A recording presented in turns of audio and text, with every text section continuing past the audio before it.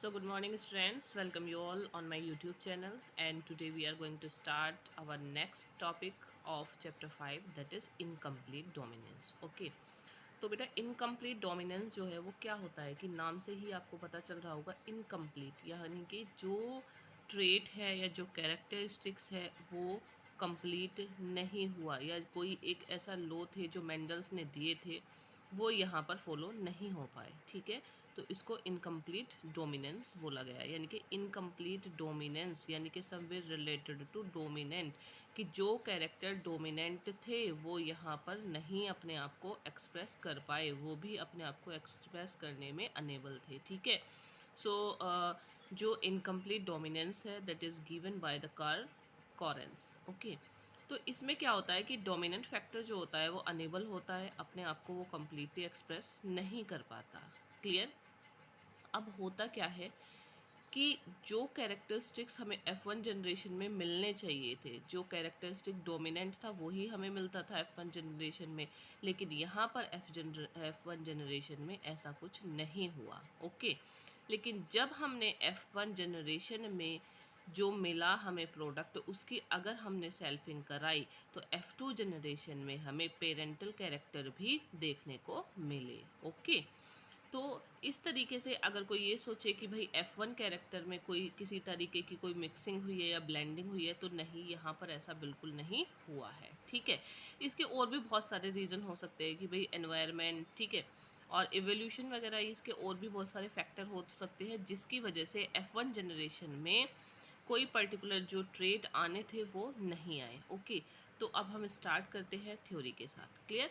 So incomplete dominance given by Carl Correns. Clear? उसके बाद आता है in this dominant factor is unable to express it character completely. ये मैंने आपको अभी बताया था कि इसमें क्या होता है कि डोमिनेंट फैक्टर जो होते हैं वो अनेबल होते हैं, अपने आप को एक्सप्रेस नहीं कर पाते अच्छे तरीके से। ठीक है, result in the formation of intermediate type of generation, यानी कि इसमें अब कुछ ना कुछ ऐसा बनता है जो इंटरमीडिएट होता है, यानी कि बीच का होता है। ठीक है, which is different from both parents, जो दोनों ही पेरेंट्स से क्या था, डिफरेंट था। ओके, लेकिन यहाँ पर इन्होंने बताया this is not a mixing, ये कोई मिक्सिंग नहीं हुई है, because parental types are recovered in F2 generation, क्योंकि पेरेंटल कैरेक्टर जो थे वो रिकवर्ड हो गए हैं F2 जनरेशन में। क्लियर? तो यहाँ पे क्या था बेटा कि एक फ्लावर था, किसका था, मेराबिलस जलापा का फ्लावर था, उसमें जब क्रॉस कराया गया तो हमें पता चला कि जो कैरेक्टरिस्टिक्स F1 जनरेशन में आने थे, यानी कि जो कैरेक्टरिस्टिक डोमिनेंट कैरेक्टर जो होता है वो आना था, बट F1 जनरेशन में ये अपने आप को एक्सप्रेस नहीं कर पाया। ठीक है, अब हम देखते हैं एक एग्जांपल के साथ। ठीक है, तो मेरा बस जलापा जो था उसका एक रेड जो प्लांट था जो रेड कलर के फ्लावर दे रहा था, ठीक है, और दूसरा था वाइट वाला। ठीक है, इनके बीच में क्रॉस कराया गया। अब यहाँ पर क्रॉस कराया गया तो गैमीट, पता ही है कि यहाँ पे आर ही होगा, यहाँ पे स्मॉल आर होगा, ये हो गए इसके गैमीट्स। इनकी क्रॉसिंग कराई तो हमें F1 जनरेशन में देखने को क्या मिला। अब हम जो मेंडल्स के लॉ पढ़ते थे, ठीक है, वहाँ पर क्या होता था कि फर्स्ट जनरेशन में हमें क्या, जो डोमिनेंट फैक्टर है उसी के बेस पे हम कलर को डिसाइड करते थे। ठीक है, अब यहाँ पर कैपिटल आर है तो कैपिटल आर किसके लिए रेस्पॉन्सिबल होना चाहिए, रेड कलर के लिए होना चाहिए। ठीक है, बट यहाँ पर ये अपने आप को एक्सप्रेस नहीं कर पाया, तो यहाँ पर पिंक कलर का हमें फ्लावर मिला। ठीक है, तो F1 जनरेशन में क्या हुआ, F1 जनरेशन में जो कैरेक्टर आने चाहिए थे, जो डोमिनेंट कैरेक्टर आने चाहिए थे, वो अपने आप को एक्सप्रेस नहीं कर पाए। क्लियर?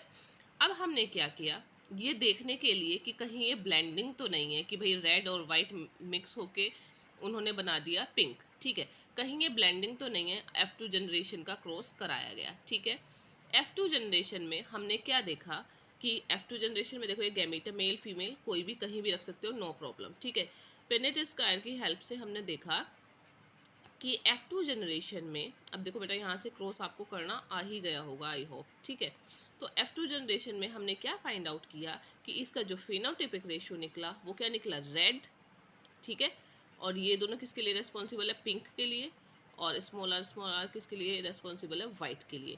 तो F2 जनरेशन में हमने ये देखा कि जो इसका फिनोटिपिक रेशो रेड, पिंक और वाइट जो आया उसमें हमने ये देखा कि जो ट्रेट, जो कैरेक्टरिस्टिक्स F1 जनरेशन में नहीं थे वो F2 जनरेशन में आपको शो हुए। ठीक है, अगर हम बात करें, अगर ये मिक्सिंग ही होती तो F2 जनरेशन में जो पेरेंटल कैरेक्टर थे वो शो नहीं होते, लेकिन this is not any kind of blending और मिक्सिंग। क्लियर? तो अगर हम इसके फिनोटिपिक रेशियो की बात करें तो रेड, रेड भैया कितना है, 1 है। ठीक है, पिंक, पिंक कितने हैं, 2, एंड वाइट है 1। तो फिनोटिपिक रेशियो हो गया इसका 1:2:1, और जीनोटिपिक रेशियो भी क्या हुआ इसका 1:2:1। ठीक है, दिस इज मोस्ट इम्पोर्टेंट। अब क्या हुआ कि ये इनकम्प्लीट डोमिनेंस जो था, कुछ एक हमारा एनिमल था, कौन सा था, एंडेल्यूशियन फॉल, इसमें भी लो ऑफ इनकम्प्लीट डोमिनेंस को देखा गया। इसके पंखों का कलर में लो ऑफ इनकम्प्लीट डोमिनेंस को देखा गया। ठीक है, दूसरा था हमारा एंथ्रेनियम मेजस। ठीक है, इसको डॉग फ्लावर या स्नैपड्रैगन भी बोला जाता है। इसके फ्लावर कलर में भी लो ऑफ इनकम्प्लीट डोमिनेंस को देखा गया। ठीक है, so I hope you like this video. So thanks for watching and supporting. Thank you so much.